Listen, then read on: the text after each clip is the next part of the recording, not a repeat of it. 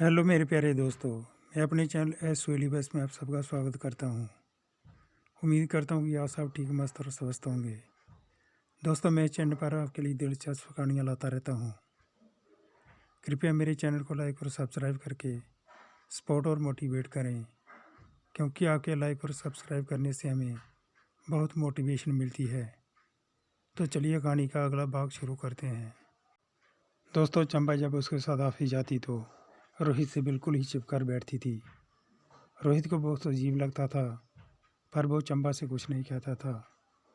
एक दिन जब रोहित अपने कैबिन में बैठा हुआ था तो चंपा उसके पास आई और रोहित से बोली कि मेरा सिर बहुत दर्द कर रहा है।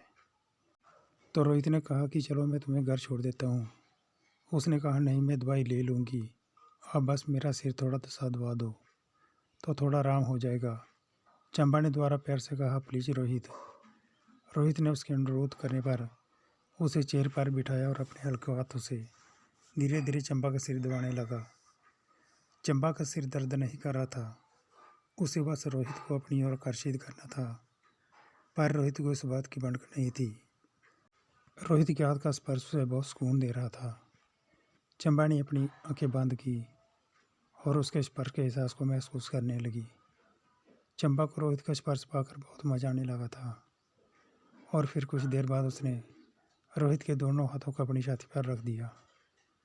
रोहित को शुरू में तो बहुत बुरा लगा, पर वो भी जवान था तो उसे भी उसकी छाती पर हाथ रखने में अलग ही एहसास होने लगा, क्योंकि चंपा का बदन गठीला और बहुत खूबसूरत था।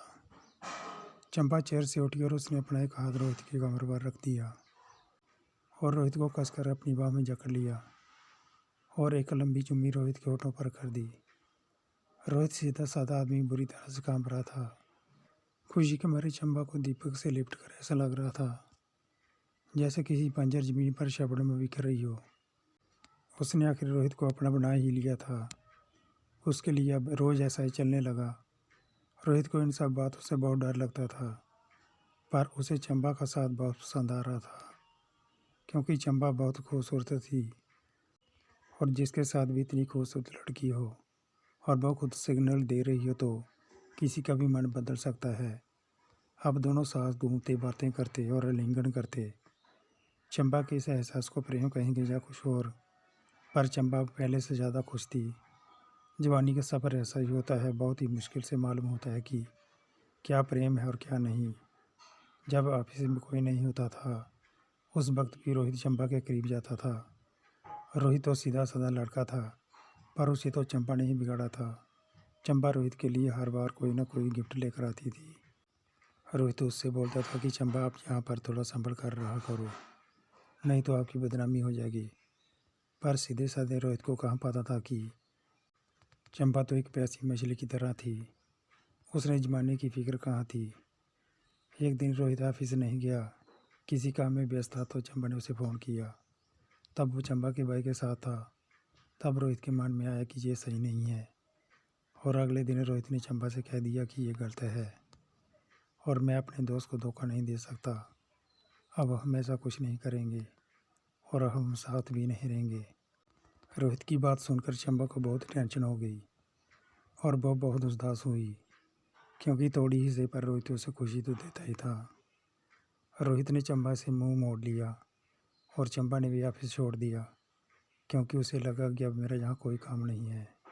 जैसे अब उसे रोहित से कोई मतलब नहीं था। रोहित ने भी चंपा के घर आना कम कर दिया था। एक दिन की बात है, जब चंपा बाजार से लौट रही थी तो उसकी नज़र एक स्कूल पर पड़ी और उसने उसे निजी स्कूल में पढ़ाने का मन बनाया। दोस्तों, ये थी कहानी प्रेम या प्यास का दूसरा भाग। तीसरा भाग देखने के लिए कृपया मेरे चैनल एस रिलीवास को लाइक और सब्सक्राइब करके मुझे सपोर्ट और मोटिवेट करें, क्योंकि आपके लाइक और सब्सक्राइब करने से मुझे अच्छी अच्छी कहानियाँ बनाने में बहुत मोटिवेशन मिलती है। मिलते हैं कहानी के अगले भाग के साथ। तब तक के लिए खुश रहिए, अपना और अपनों का ख्याल रखिए। अपना कीमती समय निकाल कर कहानी को लास्ट तक देखने के लिए आप सबका बहुत बहुत धन्यवाद।